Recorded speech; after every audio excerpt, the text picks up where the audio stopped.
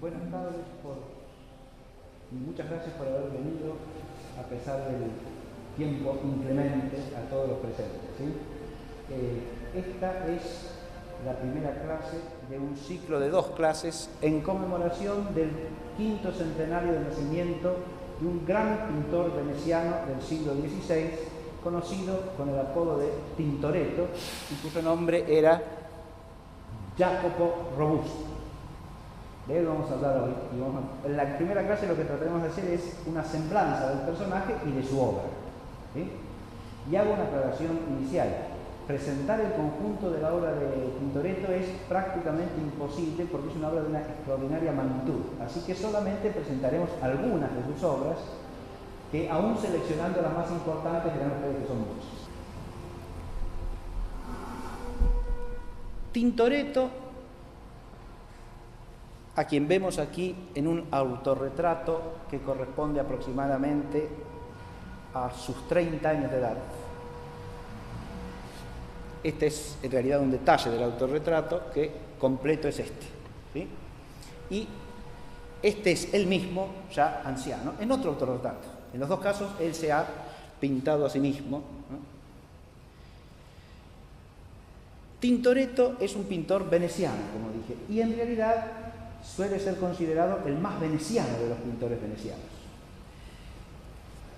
En el siglo XVI, Venecia es uno de los 3 centros mayores de la pintura italiana, junto con Roma y Florencia. Pero además es la sede de una escuela propia. Así como Florencia tiene su propia escuela de pintura y de pintores, hay una tradición de una escuela florentina, así se habla también de una tradición y de una escuela veneciana.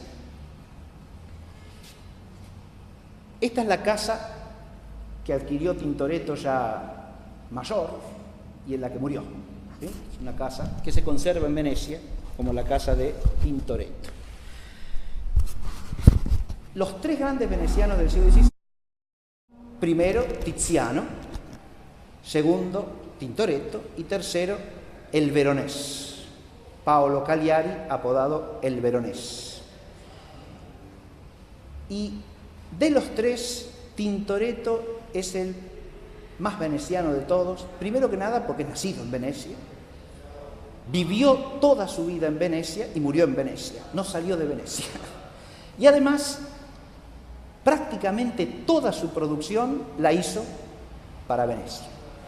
Tintoretto, a diferencia de Tiziano, prácticamente no hizo encargos de extranjeros, ¿sí? Tiziano recibió muchos encargos de grandes señores, de príncipes e incluso de monarcas, ¿no?, a los cuales dedicó buena parte de su producción. Tintoretto, en cambio, es un pintor de la ciudad de Venecia. Sus comandatarios son instituciones venecianas, ¿sí?, la autoridad política. De hecho, pintó muchos cuadros para el Palacio Ducal, que era la sede del gobierno de Venecia. Al decir esto, tengo que hacer una pequeña salvedad histórica, ¿no? Venecia, como ustedes sabrán, en el siglo XVI era la Serenísima República de Venecia, un estado soberano, independiente, y no solo eso, sino que era uno de los estados más importantes de la cristiandad. La independencia de Venecia como estado se remonta, según los anales venecianos, al siglo VIII. Y es uno de 3 hitos históricos que quiero señalar porque nos llevan de alguna manera a Tintoretto. La zona de Venecia, que es una zona lacustre y con islitas, se pobló entre los siglos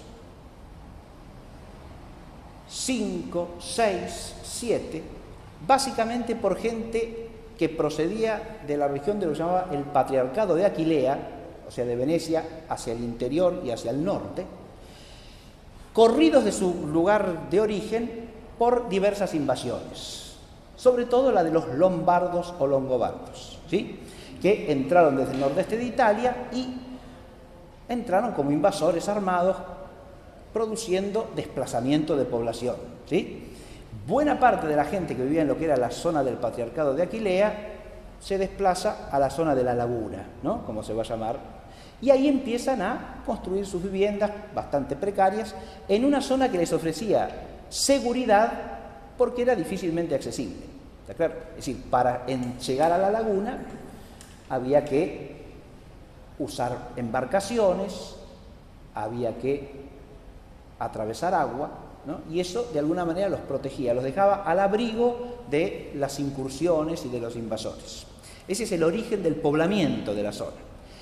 A partir del siglo VI, esa zona entra bajo la jurisdicción del exarcado de Ravenna, que instituye allí el emperador Justiniano I como parte de la organización de la Italia que él ha reconquistado o ha pretendido reconquistar, ¿sí? Ese es uno de los acontecimientos más importantes de la política mediterránea del siglo VI, ¿sí? Justiniano reconquista la mayor parte de Italia y organiza esa Italia reconquistada políticamente. El exarcado de Ravenna contiene ese territorio que había ido poblándose en la zona de la Laguna y que será la ciudad de Venecia.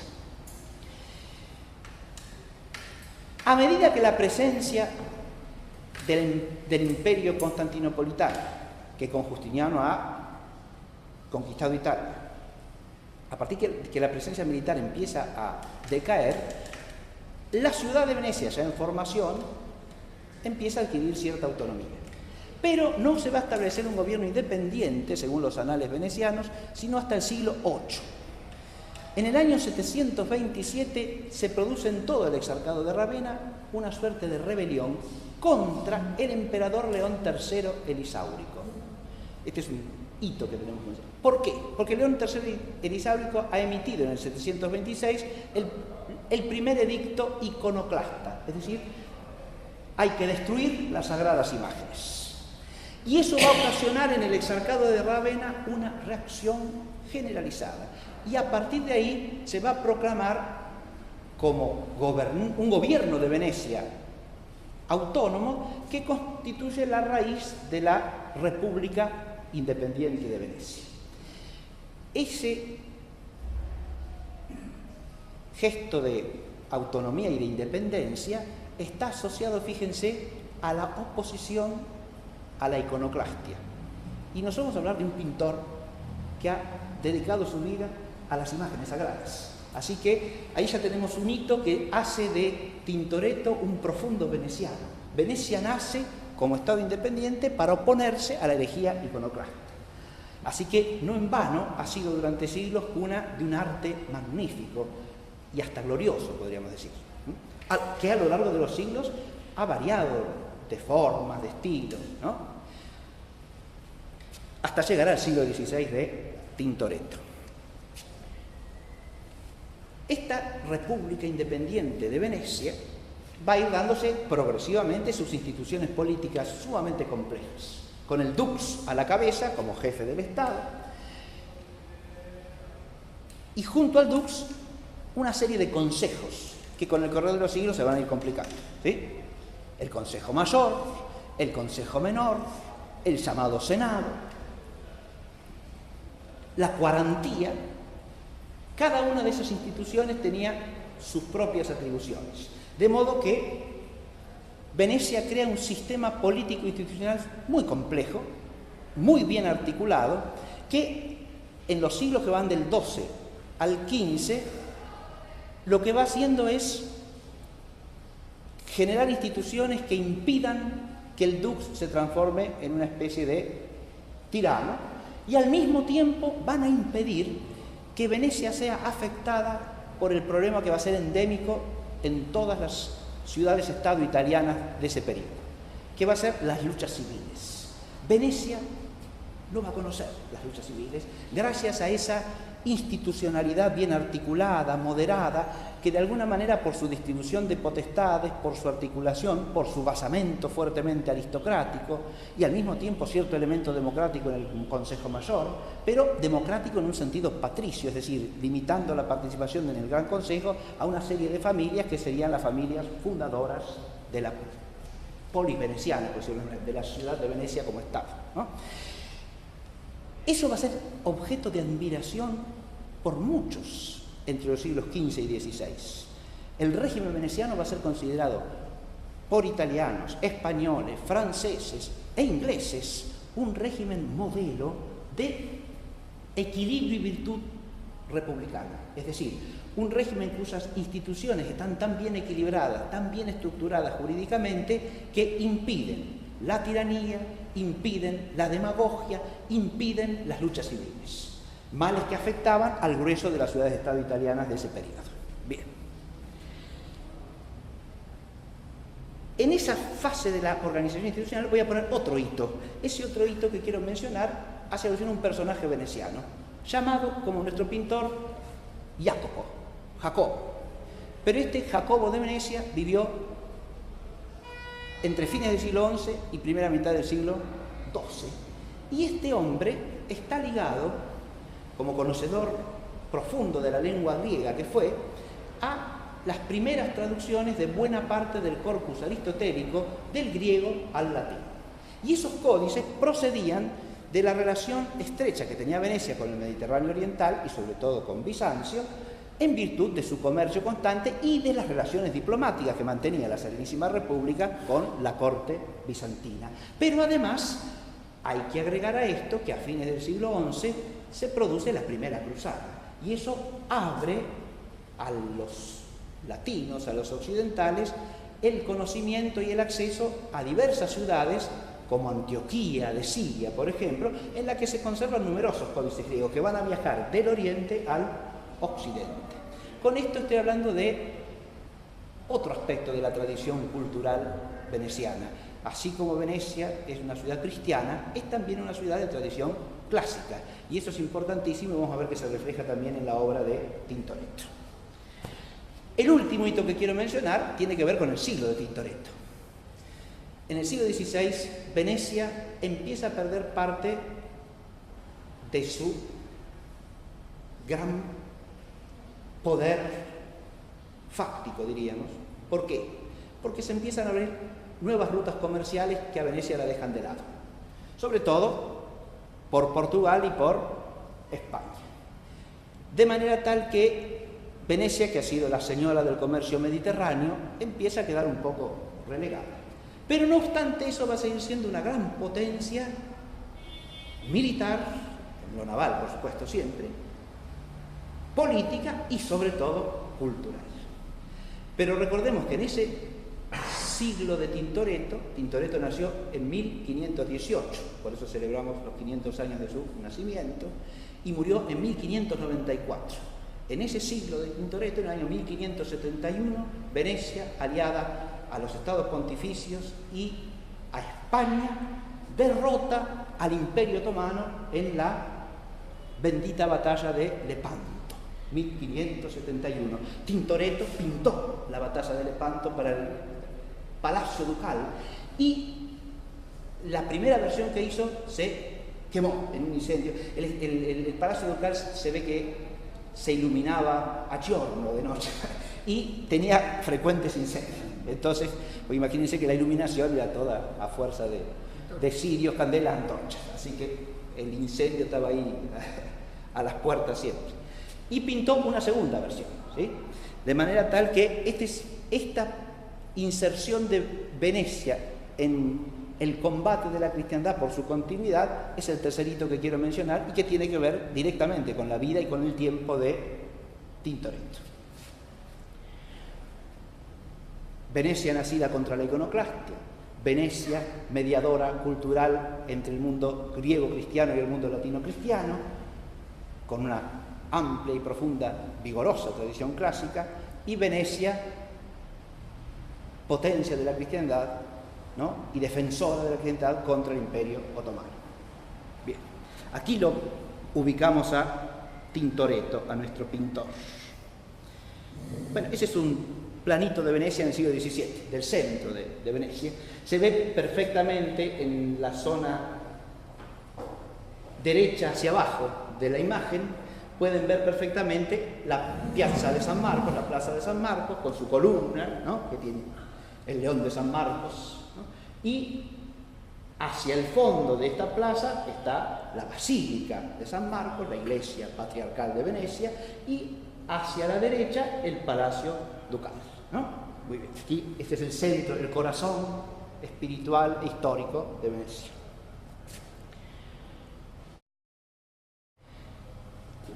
Tintoretto, dije, nació y murió en Venecia, y ese es el sepulcro de Tintoretto en la iglesia llamada de la Madonna dell'Orto, es decir, de Nuestra Señora del Huerto, ¿sí?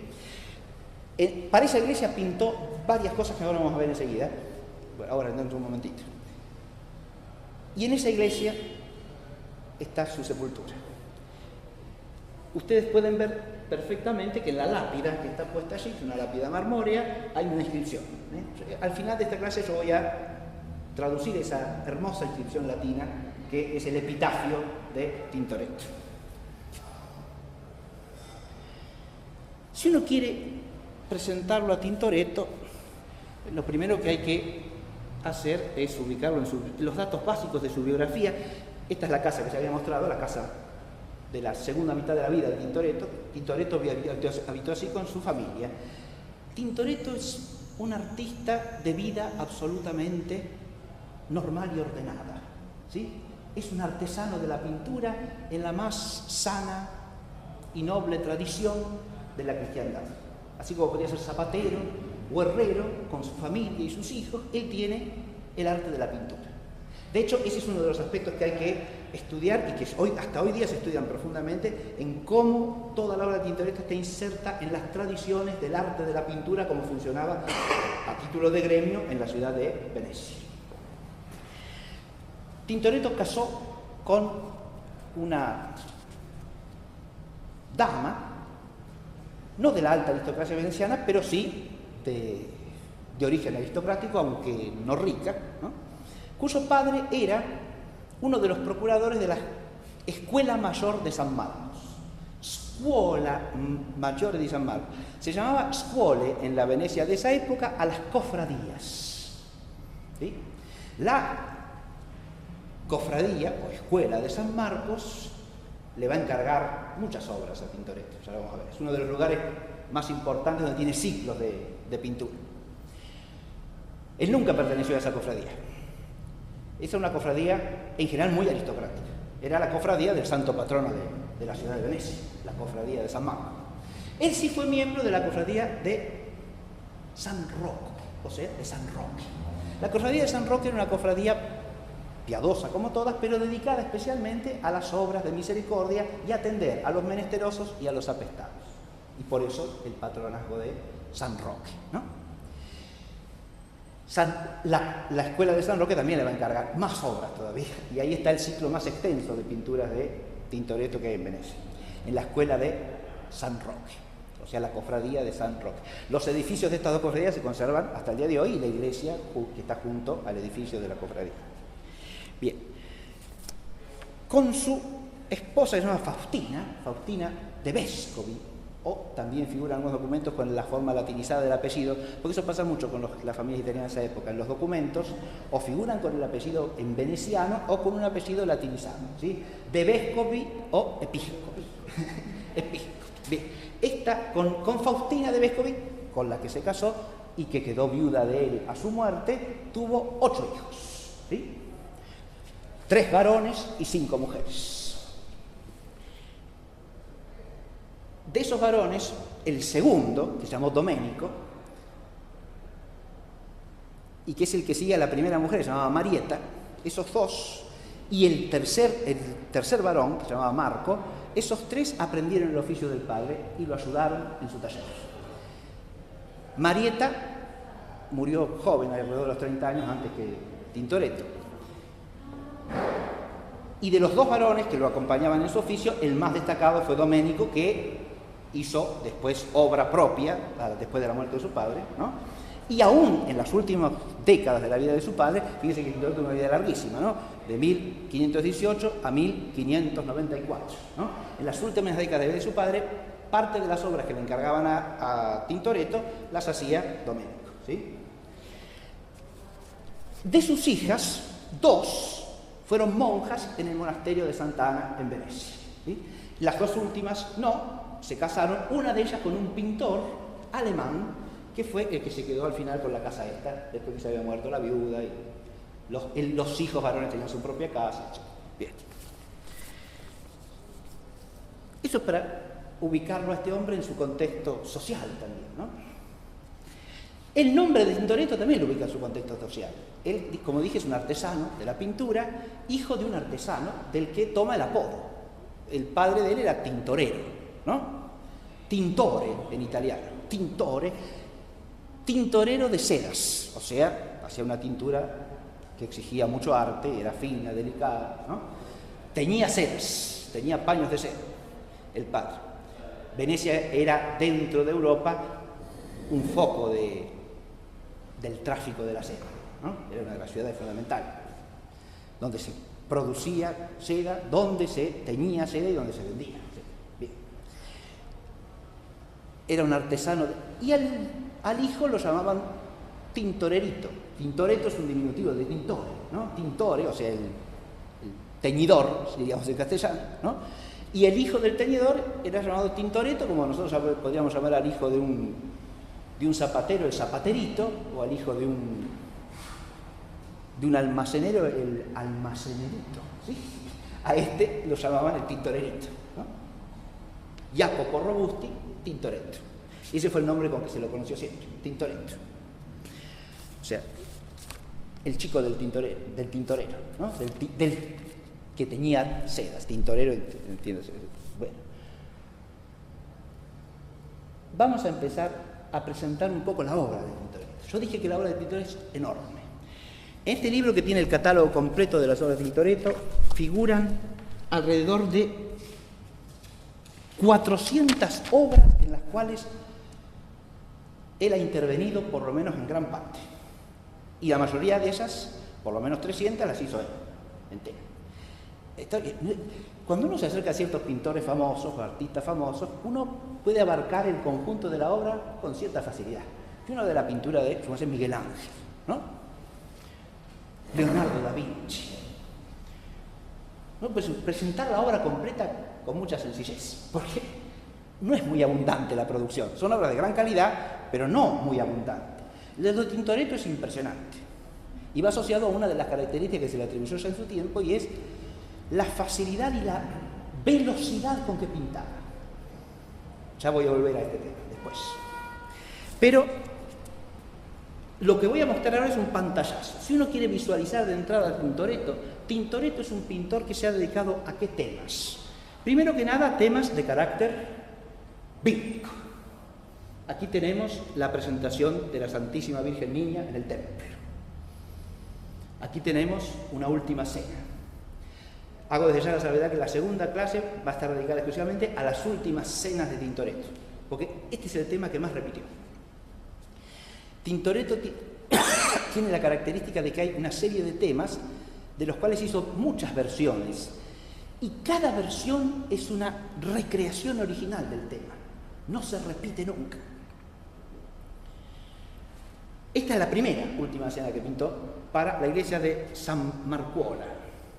Aquí tenemos otro tema, ¿sí?, que es el Señor y la adúltera. Aquí tenemos otra última cena. Fíjense la diferencia total. Es otra cosa esta. Otra última cena. Esta es la última que pintó. Esta la pintó para San Giorgio Maggiore. Pero de esto voy a hablar la clase próxima, ¿sí? Vuelvo, miren, les mostré 3 hasta ahora, ¿no? Y vean ustedes la diferencia de la composición, ¿no? Que si uno se guiase simplemente por la estructura compositiva, de entrada diría que son obras de distintas personas, ¿no? No parecen a simple vista obras del mismo autor. Aquí tenemos las bodas de Caná. Como ya habrán notado en un primer vistazo sobre la obra de Tintoretto, fácilmente advertimos en cada uno de los cuadros, en cada una de las obras, una gran complejidad de composición, de perspectiva y una acumulación de numerosas figuras, ¿sí? No es una pintura fácil, sencilla, esquemática. Es una pintura estructuralmente compleja, hasta tal punto que a veces combina dos o más perspectivas en la misma obra. Después yo les voy a comentar eso en una en particular. Pero ese manejo de la complejidad compositiva está asociado también a una intencionalidad consciente en cuanto a la significación de la estructura del cuadro. Si ustedes contemplan esto, hay algo que llama la atención inmediatamente, y es que la figura del Señor está puesta allá al fondo, ¿no? Eso pareciera contra las reglas de otro estilo de pintura y de otra estructura pictórica que incluso reclamaba que la figura del Señor siempre tuviera mayor tamaño que las demás, ¿no? Como en la iconografía bizantina, pongamos por caso, o en cierta iconografía románica, y que estuviese en el centro y en el primer plano, ¿no? Y todas las otras figuras haciendo de acompañantes. Uno mira esto de entrada y las figuras que están en el primer plano son temáticamente quizá las menos relevantes de todas, aunque tienen que ver con el milagro, ¿o no? Porque acá, vean, se están llenando los cántaros, ¿no es cierto? Acá a la derecha, ¿verdad? La figura del Señor está en el fondo, encabezando la mesa, ¿no? En la cabecera de la mesa. O sea, hay un sitial destacado, pero es un sitial que uno pictóricamente tiene que ubicar y que coincide con el punto de fuga de la perspectiva básica del cuadro, si ustedes se advierten, ¿sí? El Señor está situado allá, en el horizonte desde donde parte la fuga de la perspectiva. Esa es la única figura que está orlada por una aureola luminosa. Pero ¿por qué está ya chiquito en el fondo? Hay más de una pintura de Tintoretto en que pasa eso. Y esto tiene que ver con la estructura del espacio en la pintura de Tintoretto, que eso es algo que hay que entender. Tintoretto nos presenta un espacio que es proyección del espacio real. Y siempre nos quiere invitar a entrar en el espacio. No es un conjunto de figuras para mirar como si fuera plano. Tenemos que mirar ese espacio como si ese espacio fuese una continuidad de nuestra realidad en la que podemos ingresar. ¿Se entiende? Y muchas veces hace de la figura más importante una figura pequeña para mostrar por contraste antitético que cuando miramos la realidad, muchas veces lo más importante es lo que está en el último lugar. ¿Se entiende? Y lo que vemos más chiquitito es lo más importante de todo. Porque la realidad del mundo, en sus perspectivas, nos puede presentar en primer plano las cosas menos importantes. ¿Se advierte esto? O sea que hay todo un pensamiento acá muy profundo acerca de la relación, primero, del espacio pictórico con el espacio real, y segundo, de los fraudes que el espacio real nos puede imponer, ¿no? Con lo que aparece grande y lo que aparece pequeño. Sigo. Además de temas bíblicos, ha pintado temas hagiográficos. Acá tenemos una de las pinturas del ciclo dedicado a San Marcos. Esto es el rescate del cuerpo de San Marcos, amenazado por los paganos, ¿no? Después de su muerte, los cristianos lo rescatan y se lo llevan a salvo, porque los paganos lo iban a quemar. Entonces rescatan las reliquias de San Marcos en Alejandría, ¿no? Este es una de las cosas.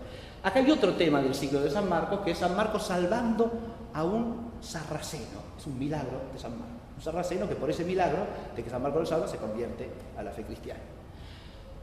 Esta es del ciclo de San Roque presentado al Papa, ¿sí? O sea, temas hagiográficos. Y este es San Agustín curando a los apestados, ¿sí? San Agustín ya difunto que desciende y cura a los apestados. Este es San Roque en la Gloria, que está en la escuela de San Roque. Muy bien. Además de ser un pintor de temas bíblicos, de temas hagiográficos, es un pintor de retratos. Es uno de los más nobles retratistas de la escuela veneciana. Junto con Tiziano y junto con Longo son los retratistas más finos, más profundos, de mayor solidez psicológica. Ahora yo voy a mostrar una serie de retratos de pintores, hechos por Tintoretto. Vimos al comienzo 2 autorretratos, ¿no? Ahí, pero estos son retratos de distintas personalidades venecianas. El otro era un anciano magistrado, esta es una mujer viuda, este es un dux, ¿sí?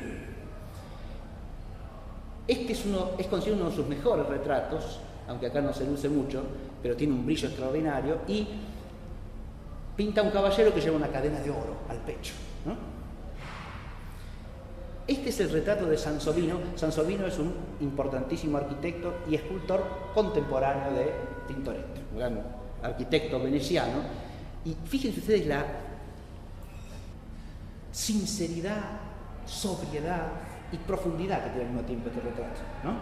Es un hombre anciano, y uno ve al anciano hasta en la mirada, ¿no? Y hasta en el gesto, y por supuesto en las huellas del tiempo sobre su fisonomía, ¿no? Uy, fíjate. Este es el retrato completo, ¿sí? Con la mano sobre el pecho.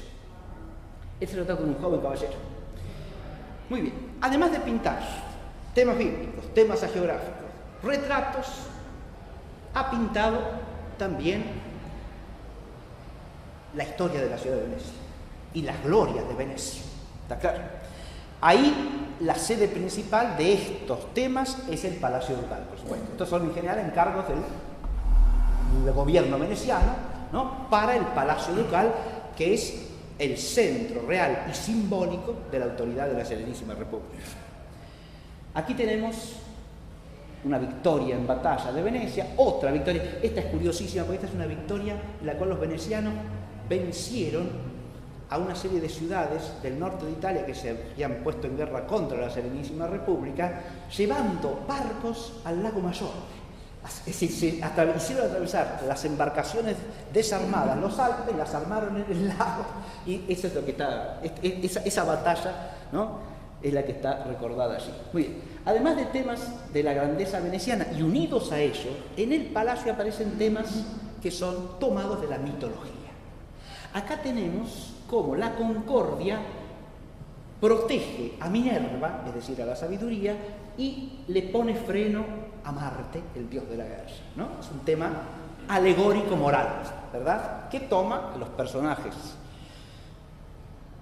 de la mitología griega y los transpone en un significado, insisto, alegórico moral en los techos o en los muros del Palacio Ducal. Muy bien. Estas son las 3 gracias con Mercurio allá. Recuerden que Mercurio y las gracias van asociados siempre a las artes liberales, ¿sí?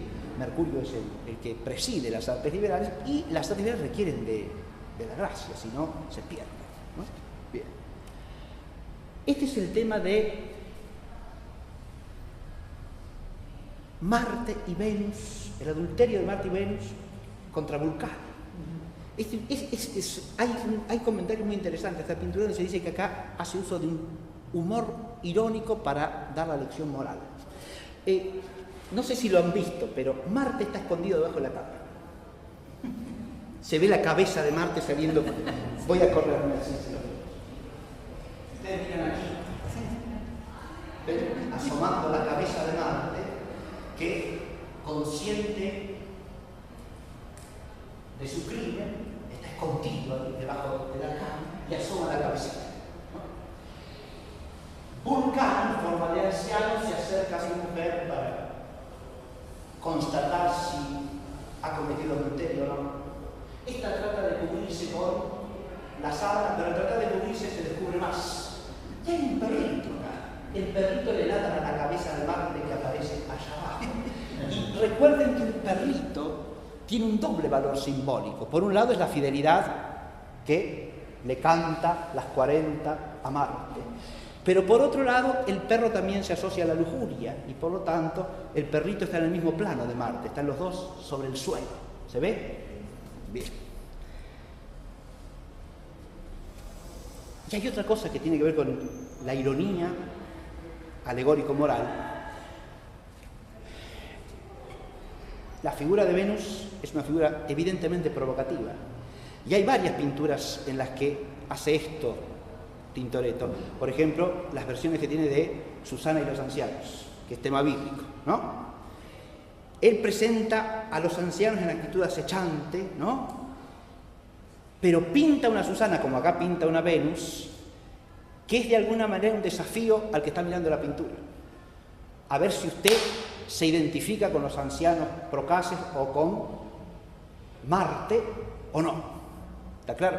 Es también... Es una pintura que hay que entender en todas sus dimensiones, que son complejas y sumamente profundas. Bien, este es otro tema que es Baco y Venus también. Y aquí tenemos la fragua de Vulcano, ¿no? Importantísima, porque acá también hay una alegoría moral. Fíjense que están fraguando toda una serie de instrumentos, en los cuales aparecen instrumentos de guerra y también instrumentos de tormento, que representan la justicia de la Serenísima República, que es uno de los pilares que la mantiene sana, ¿sí? La famosa boca de la verdad, en la que se podían hacer denuncias contra cualquier ciudadano, aún contra el dux, ¿sí? Y esas eran investigadas por un tribunal de 3. El rojo y los 2 negros. El tribunal que examinaba las denuncias y veía si había que hacer causa o no.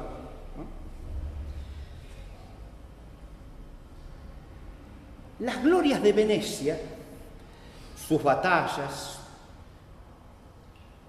su grandeza moral pintada alegóricamente,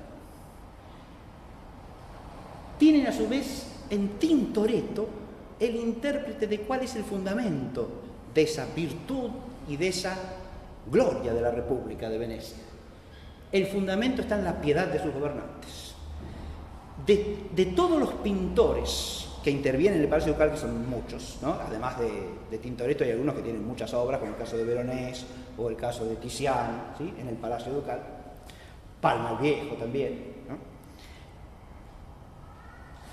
Tintoretto es el único que ha pintado varias cosas que tienen, varias obras que tienen que ver con esto. Fíjense, el Dux acá está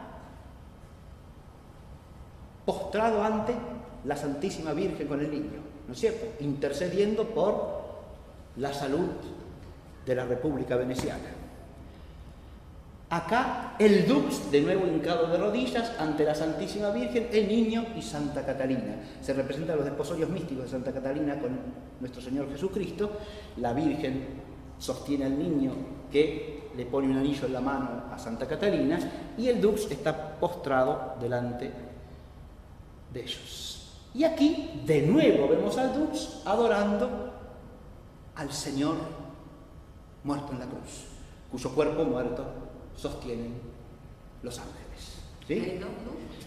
¿Cómo? ¿Hay 2 Dux? Dos, sí, perdón, sí, uno de cada lado. Sí, claro que sí. Fíjense ustedes cómo, y hay santos que acompañan a su vez, ¿no? Santo Domingo a la derecha, San Sebastián a la izquierda, ¿no? Los santos que acompañan a estas figuras que encarnan a la Serenísima República como primeros magistrados suyos, y su grandeza en que reside, en estar de rodillas delante del Señor, delante de la Santísima Virgen. ¿Está claro? Este tema es un tema propio de Tintoretto. Obviamente que lo ha pintado por encargo esto, pero encargos de este tipo no hay pintados por otro. ¿Está claro? Esta idea de que toda la salud, la fuerza, la victoria y la virtud de la República se basan en la piedad de sus gobernantes.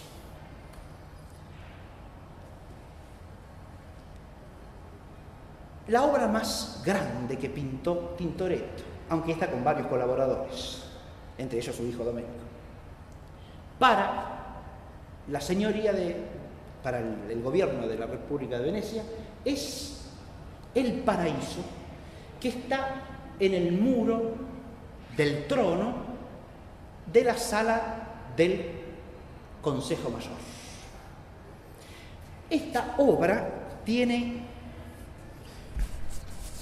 no les quiero yo macanear, pero algo así como 22 metros por 6. Imaginamos, ¿no? 22 metros por 6. Y, sí, claro, sí, seguro, sí. Y adviértase, es óleo. Las pinturas de tintoretto son todas óleos o sobre tabla o sobre tela. Porque en Venecia los frescos estaban condenados a la muerte. La humedad de la ciudad descascaraba todas las paredes, ¿sí? Las filtran permanentemente, son esponjas. Usted edifica ahí, todo absorbe agua permanentemente. Entonces, frescos no se pueden hacer. Entonces, los grandes, no hay murales grandes. Los que se ven como murales son pinturas al óleo. Esto es una enorme pintura al óleo que representa el paraíso, ¿no? Se ve en lo alto al Señor y a la Santísima Virgen, ¿no? Y luego hay, diríamos, 3 niveles, o 4 en realidad, de santos en la gloria, ¿verdad? Es una obra complejísima que estudiarla llevaría toda una clase por sí sola. El célebre crítico inglés Ruskin dice que es una cosa admirable, ¿no?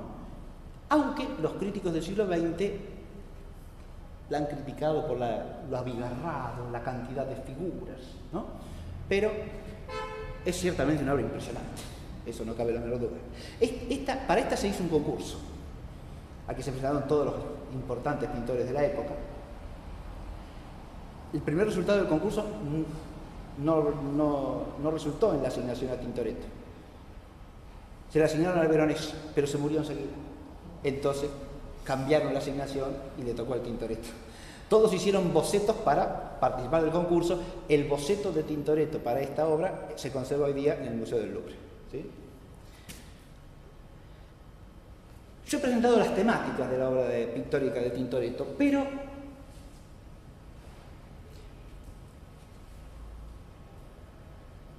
si bien hay una serie de temáticas distintas, si hubiera que caracterizar a Tintoretto desde el punto de vista de la temática de su obra, podríamos decir que Tintoretto es básicamente el pintor del Evangelio, el pintor de los misterios de Cristo. Yo no conozco pintor alguno que haya producido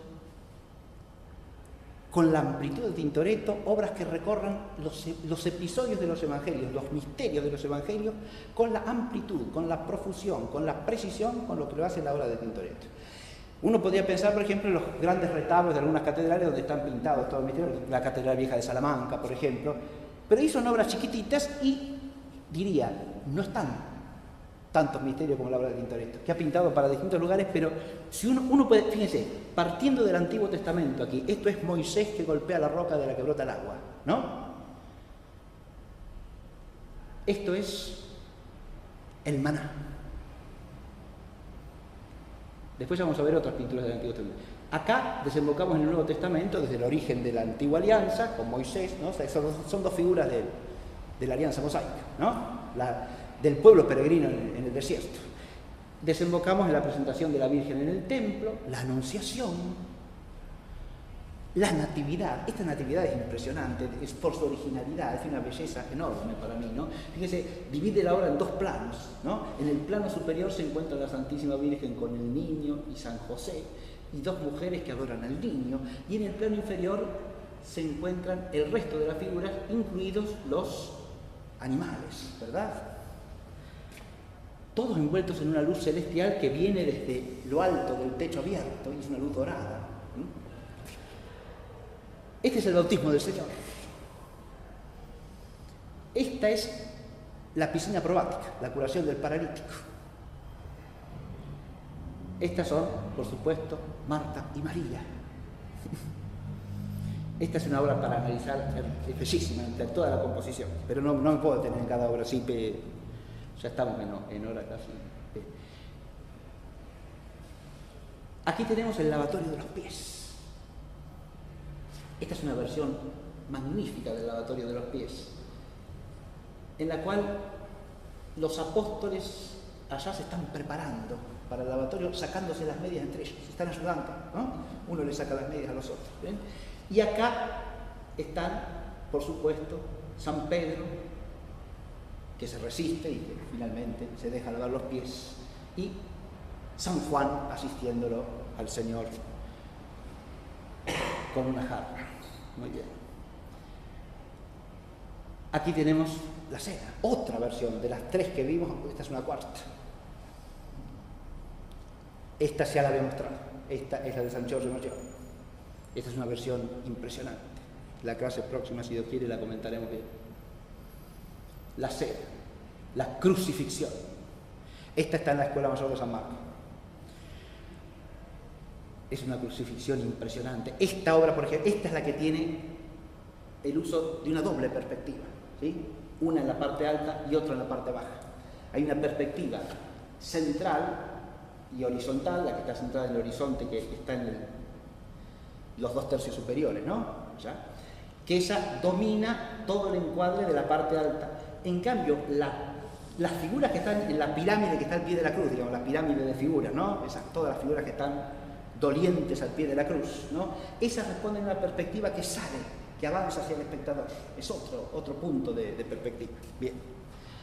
Aquí tiene un detalle de esta crucifixión magnífica, que además de tener 2 perspectivas combinadas, tiene un eje central que está marcado por la cruz de Cristo, pero es un eje doble también, porque es eje vertical y horizontal a la vez. Y el eje horizontal está asociado a la distribución de la luz en el cuadro. Este es un detalle bellísimo del Señor crucificado, ¿no? Del cual irradia la luz, porque Él es la luz del mundo. Y al ser alzado atrae a todos hacia Él. Si uno se pone a analizar los cuadros de Tintoretto desde un punto de vista conceptual, reflejan un profundo conocimiento y una profunda piedad evangélicos. Aquí tienen otra crucifixión totalmente distinta en su composición. ¿Ven? Es un cuadro totalmente distinto. Y este es el descenso del Señor al limbo. Disculpe, había otra crucifixión que no sé si la salté. Ah, no la puse. Bien. Me falta una. Me quedó mal ordenada. Esta crucifixión es originalísima porque es una crucifixión de perspectiva lateral. ¿Se ve?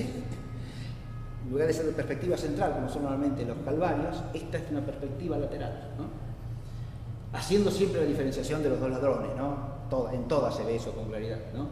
Acá que mira para abajo y allá el buen ladrón que mira, levanta sus ojos hacia Cristo, ¿no? Esta es la del descenso ad ínferos, ¿no? Y se ven a Adán y Eva, ¿no? A los que Él rescata del abismo en su descenso. Esta es la resurrección. Esta es la ascensión. La composición de la ascensión es impresionante, también con varios grupos de apóstoles abajo en distintos planos, primer plano, segundo plano, tercer plano, todos ellos con las escrituras en las manos, ¿sí? Porque en el Señor se ha cumplido todo. Y el Señor asciende, y si ustedes ven, hay un detalle acá interesantísimo, y es que este ángel, ¿no?, que está acompañando al Señor en su ascenso, tiene la espada que indica la soberanía del Señor sobre cielos y tierra. Le ha sido dada toda potestad en el cielo y en la tierra. Y le alcanza el objetivo de la victoria pascual. La asunción de la Santísima Virgen y el paraíso. Ahí está el paraíso que se ve completo encima del trono del Dux en la sala del Real Consejo, ¿no? He hecho un recorrido completo de los misterios del Evangelio. ¿Se han dado cuenta? Simplemente con algunas pinturas de Tintoretto. Esto se podría ampliar y se podría hacer mucho más preciso todavía. Bien. Y en ese sentido, el Tintoretto es el pintor del misterio de Cristo. Es un evangelista pictórico. ¿Sí? Ubiquémonos en el hecho de que Tintoretto pertenece al siglo de la gran reforma tridentina. ¿Está claro? Eso tampoco perdámoslo de vista. Es un siglo de profundización de la fe, de robustecimiento de la vida litúrgica. Eso va asociado también a la impregnación del espacio arquitectónico, a través de la pintura y de las estructuras arquitectónicas, del espacio sonoro a través de la música, de la realidad sobrenatural, es decir, de la realidad que depende de la fe y de los signos de la fe. Yo hice alusión hace un momento a la complejidad de la composición pictórica de Tintoretto. Esa complejidad es paralela a la complejidad de la polifonía de la escuela veneciana. Antes de empezar con la clase, yo hice un poco de música, ¿sí? Y de dos autores. Uno que representa la música que sonaba cuando nació Tintoretto en Venecia. Se trata del flamenco Adrien Willaert, un gran polifonista flamenco que se instaló en Venecia y da origen a la escuela polifónica veneciana, ¿no? Y el otro es un contemporáneo de Tintoretto, sus vidas transcurren paralelas cronológicamente, que es Andrea Gabrieli. Andrea Gabrieli, el máximo polifonista de la escuela veneciana.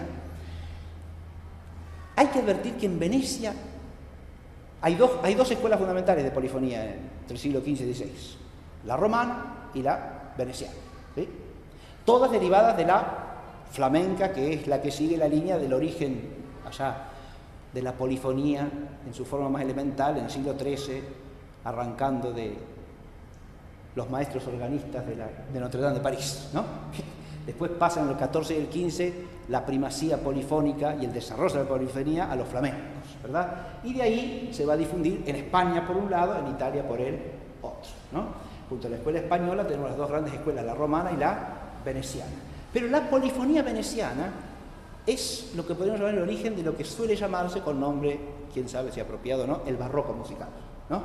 El barroco musical deriva todo de Venecia. Y si uno estudia la polifonía de Gabrieli, que Gabriele Andrea, y de Giovanni Gabrieli, que es sobrino de él, se encuentra ahí todas las formas fundamentales de lo que puede ser la polifonía barroca. Todas las formas básicas del contrapunto, la fuga, los géneros de la música de órgano, ¿sí? La complejidad coral de la música sacra, el acompañamiento orgánico de la música sacra, todo lo que después del barroco va a desarrollar, y a veces con cierta ampulosidad que no está presente nunca en la escuela veneciana, ¿no? A veces una ampulosidad excesiva, un exceso de sentimentalismo, a veces también, ¿no? de adornos que ya del barroco se deslizan hacia el rococó, ¿no? Eso no existe en la polifonía veneciana, y en ese sentido esta polifonía que da cuna a todo el barroco musical tiene una sobriedad y una austeridad que la pueden hacer más bella todavía, ¿no? Esto es la escuela de San Roque, ¿sí? San Rocco, la escuela de San Rocco. Aquí vemos un salón interior y ahora voy a mostrar algunas de las pinturas que pintó para esto, ¿no? Esta es la Anunciación. Un solo detalle quiero destacar de esta pintura. Fíjense ustedes que toda la composición es bellísima, ¿no? Ese Espíritu Santo luminoso que desciende sobre la Santísima Virgen, ¿no? Con el cortejo de ángeles por detrás y por debajo, ¿no? Pero la gracia del misterio de la encarnación irrumpe en un mundo en ruinas, ¿no? ¿Se ve? El espacio es un espacio ruinoso, es un espacio ruinoso que simboliza, fíjense, acá está el carácter conceptual de la pintura de Tintoretto, que si no se aprecia la pintura de Tintoretto no se ve ni se entiende, no se ve. Yo en otras clases que he dado anteriormente sobre distintos aspectos de la historia del arte he enfatizado esto y lo vuelvo a hacer en esta clase. El arte se ve con el ojo del espíritu, no solamente con los ojos sensibles. Los ojos sensibles ven poco y nada del arte. Es el ojo interior el que ve, si no, no vemos nada o vemos muy poco. Acá está el nacimiento, ¿no? Y la adoración. Aquí tenemos la adoración de los magos. Aquí tenemos la circuncisión del niño.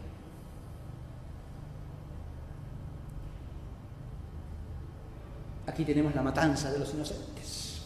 Son todos temas pintados para la escuela de San Rocco. Aquí la huida a Egipto. Esta también tiene detalles bellísimos, ¿no?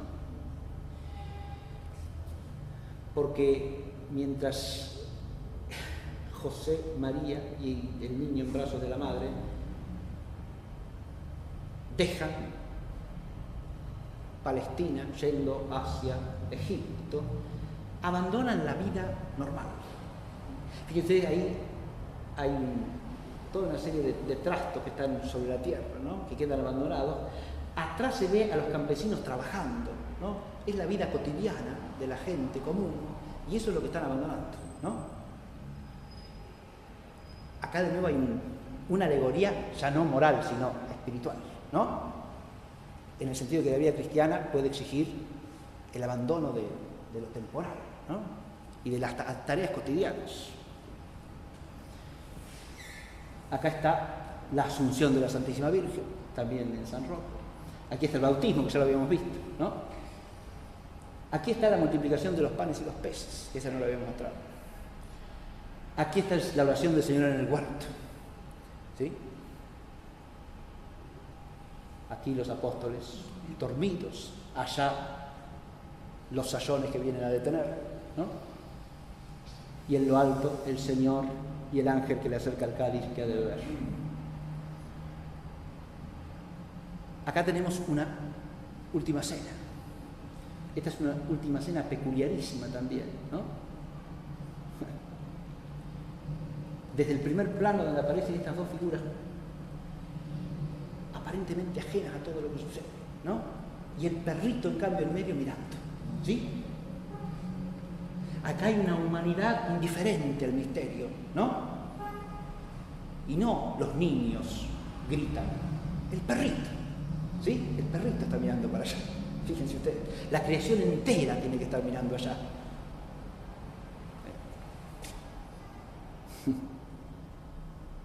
La figura esa del perrito es impresionante. Fíjense ustedes cómo el perrito está apoyado en sus dos patitas y mira hacia la mesa, ¿no? Tiene fija la mirada en la mesa. Es la creación entera la que está llamada a adorar al Señor, ¿no? Porque Él es el Rey de la Gloria. Bien, pero vamos a seguir, ¿no? Este es el Señor ante Pilato, ya vestido de blanco, ¿no? Según la burla de Herodes. Aquí tenemos un ecce homo peculiarísimo. Bien. Acá la subida del Calvario. Fíjense, esta pintura también es magnífica, una composición de un dinamismo extraordinario. De nuevo el espacio nos invita a participar, ¿ven? Es como si el cuadro nos atrajese y nos dijese, usted tiene que subir por acá, ¿sí? Se ve, desde esta cruz que es llevada aquí, sube el camino y después sube el otro tramo, ¿no? El dinamismo nos llama, nos convoca a seguir al Señor crucificado, ¿no? El que no tome su cruz y me siga no puede ser mi discípulo. Acá tenemos la resurrección que ya habíamos visto. Acá tenemos el tema del maná, ¿sí? Acá el agua brotando de la roca. Y acá ya empezamos con, discúlpenme, porque acá me perdí yo. Esto es la serpiente de bronce, ¿sí? La serpiente de bronce alzada, ¿no? Ante el pueblo. Estos son los temas veterinamentarios de San Roque, ¿sí? El agua que brota de la roca, el maná, la serpiente de bronce. Muy bien. Y acá están ya las pinturas dedicadas a la figura de San Roque, ¿sí? San Roque entre los apestados. Acá la huida de San Roque. De nuevo San Roque atendiendo a los enfermos. San Roque en el camino, curando a los animales. San Roque en el desierto, contemplando. Y San Roque presentado al Papa, ¿sí? No he puesto acá dos figuras importantísimas que las menciono, que son dos cuadros bellísimos. Uno que representa a Santa María Magdalena leyendo, en un paisaje boscoso que es curiosísimo y sorprendente para la época. Y la otra, Santa María Egipciaca, contemplando. Esta es la escuela mayor de San Marco, ¿sí? Y en San Marco, aquí tenemos otra visión sobre el canal, ¿sí? No el gran canal, San Marco da sobre un canal lateral. Pero en San Marco ha pintado básicamente el ciclo relacionado con la figura del santo patrono de la ciudad, ¿no? Acá tenemos el milagro de San Marco. Ese San Marco que cura a un esclavo al que estaban por matar, ¿no? Y San Marcos, fíjense, la figura de San Marcos es la que irrumpe desde el cielo, ¿no? En una especie de vuelo descendente, que también está, todos los comentaristas del arte elogian el escorzo en que está pintada la figura descendente de San Marcos, que es maravilloso, ¿no? Y lo mismo la perspectiva de la figura yacente del esclavo, ¿no? Moribundo. Acá tenemos un detalle, acá tenemos otro detalle, fíjense, ¿no? En el detalle se aprecia la calidad y la precisión de la pintura de Tintoretto. Este es el tema que se les había dicho del rescate del cuerpo de San Marcos que iba a ser quemado por los paganos. Ese es un detalle, fíjense el dromedario. Este es el milagro de la salvación del sarraceno. Y esto es el hallazgo del cuerpo de San Marcos ya cuando se lo llevan para Venecia, ¿no? Las reliquias de San Marcos. Bien. Y este es el sueño de San Marcos. Aquí está San Marcos pintado en el techo, ¿no? Con su evangelio ante su mirada y el león que es su emblema. Bien. El último ciclo que quiero mostrar tiene que ver con otra escuela, que es la Escuela de la Trinidad. Pongo esta figura de la Escuela de la Trinidad porque ya no existe el edificio de la Escuela de la Trinidad. A finales del siglo XVI, esos edificios se tiraron abajo para que se construyese la famosa iglesia de Nuestra Señora de la Salud, la iglesia paladiana, ¿no? Uno de los monumentos arquitectónicos más famosos de Venecia. Ahí donde está la Señora de la Salud estaba la iglesia y la Escuela de la Trinidad. Y para esa pintó este ciclo que ustedes verán es de tema genesíaco, ¿no? Tenemos la creación de los animales, la tentación original, Adán y Eva ante la divina majestad que los expulsa del paraíso, y Caín mata a Abel, ¿sí? Es un ciclo veterotestamentario con una admirable calidad artística. Bueno, y ya termino, porque si no... Terminamos en esta iglesia. Esta iglesia es Nuestra Señora del Huerto, ¿no? La Madonna del Orto.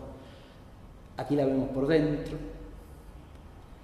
Y nos vamos acercando al altar mayor y al presbiterio. Y allí nos encontramos con dos grandes pinturas que están acá a los costados en el coro, ¿no? Que son de Tintoretto.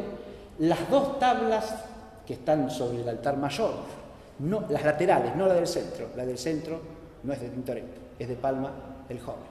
Las otras dos son de Tintoretto, que representan la visión de la cruz por San Pedro y la decapitación de San Pablo. Y las figuras alegóricas que están allá arriba, que son la fe en el medio y las 4 virtudes cardinales, 2 y 2 a cada lado, son de Tintoretto también. Este es uno de los grandes cuadros que representa la adoración del becerro de oro mientras Moisés recibe las tablas de la ley. Ahora las vamos a ver. Y esta, la que está enfrente, es el juicio final. Y son dos pinturas compuestas en paralelo. Si ustedes las miran, fíjense que las dos tienen claramente dos planos, ¿no? Que en la pintura de la izquierda, que es la de la adoración del becerro de oro, están separadas por el paisaje, ¿no? Las dos secciones de la pintura. La sección superior, que es ciertamente la más luminosa del cuadro, ¿qué representa? Representa a Moisés, claro, no sé si se ve el detalle, ¿no? Pero representa a Moisés recibiendo las tablas de la ley, ¿sí? Voy a acercarme aquí. Si ustedes fijan aquí, esto, ¿no? Es la representación de las tablas de la ley. Se ve la lápida acá, la piedra escrita, y acá está Moisés con los brazos levantados recibiendo la luz que viene de norte, ¿no? En la parte baja, ¿quiénes están? Los israelitas, el pueblo, cansado de esperar la manifestación de Dios, que se hace su ídolo, ¿no? El becerro de oro. Y esto se corresponde con los dos planos de la pintura del juicio final: los recibidos en la gloria de Cristo y los condenados en la parte baja. El contraste obvio está en la claridad y en la oscuridad, ¿no? Independientemente de las figuras que uno se acerca. Son dos pinturas magistrales que son de lo último que pintó Tintoretto. Acá tenemos las dos tablas que les decía, San Pedro y la visión de la cruz y la decapitación de San Pablo, ¿no? Son dos pinturas bellísimas también, de gran sobriedad y de gran armonía y dinamismo plástico. Eso es otra característica de Tintoretto, esa la vamos a comentar la próxima clase. Y acá, en la misma iglesia, tenemos el sepulcro de Tintoretto, ¿sí? La sepultura de Tintoretto. En la tabla que está en el altar representa a San Agustín y a San Jerónimo. San Agustín y San Jerónimo. Es de Girolamo de la Trinidad. No es una pintura de Tintoretto. Lo que corresponde a Tintoretto acá es el sepulcro. Y vamos a leer el epitafio que está ahí escrito y que dice así: huésped, visitante, ciudadano, detente y lee con cuidado. El Apeles veneciano, Jacobo Robusti, por sobrenombre Tintoretto, es aquel cuyas cenizas encierra este mármol. Este gran émulo de la naturaleza convirtió en elocuente la muda poesía por su vehemente ingenio. En elocuente la muda poesía de la pintura, ¿se entiende? Por su elocuente, por su vehemente ingenio. Vehemente ingenio. Es una caracterización que después de haber visto las pinturas uno entiende que es adecuadísima, ¿no? Es un ingenio vehemente.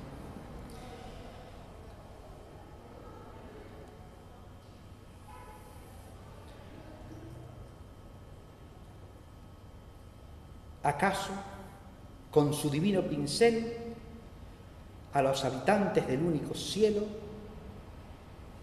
logró insuflarles aliento en sus tablas, o sea, sus pinturas?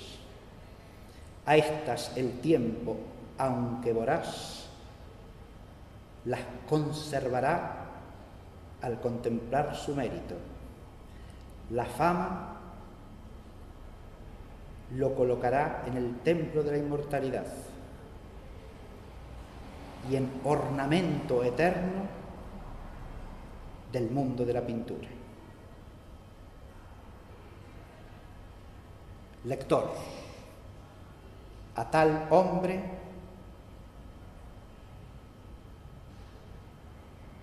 ten a bien, considerarlo en tu plegaria y después vete feliz. Así que yo les invito a que hagamos una plegaria por Tintoretto y después nos vayamos felices, ¿sí? En el nombre del Padre, del Hijo y del Espíritu Santo. Amén. Padre nuestro que estás en el cielo, santificado sea tu nombre, venga a nosotros tu reino, hágase tu voluntad, así en la tierra como en el cielo. Danos hoy nuestro pan de cada día. Perdona nuestras ofensas, como también nosotros perdonamos a los que nos ofenden. No nos dejes caer en la tentación y líbranos del mal. Amén. Dale, Señor, el eterno descanso y brille para él la luz que no tiene fin. Amén. En el nombre del Padre, del Hijo y del Espíritu Santo. Muchas gracias. La próxima es el jueves